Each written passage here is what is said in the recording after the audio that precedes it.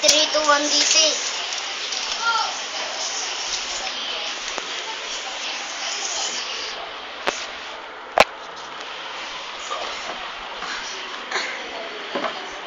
Walay gold siya. Pero bago pa umalis ng LA, di ba rin pinalagpas na tumakbo sa bundok kalugar ng Griffith Park? Nag-grand chess at shadowboxing din siya. Agad din siyang tumuloy sa White Hart Gym pagsapit ng tanghali at doon ay nakapag 4 rounds pa ng sparring. Nag-speed walk, punching bag, crunches at shadowboxing din siya muli. Kamusta ang iyong last day of training? Very relax and focus. Care of the steps there. Maganda yung galaw natin. Excited ako sa fight. Pabiro niya rin sinabi na hindi raw dapat gabahan ang kanyang mga fans sa nalalamig ng laban. Relax lang kayo dyan. Ako naman ang lalaban.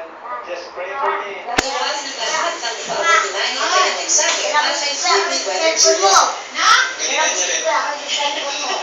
ginagawa sa malaking pagkakasama ay kanyang pakiramdam. Ay, kuya, word. Lumabas.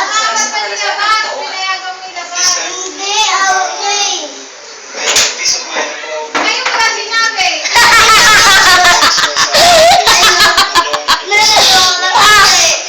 Niloloko si Malika.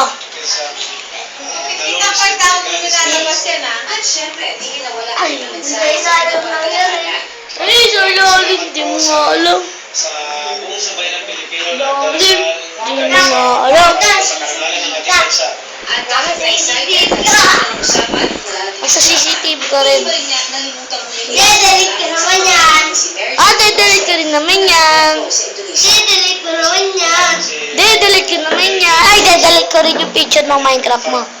Ala, ulala, ala. Sige.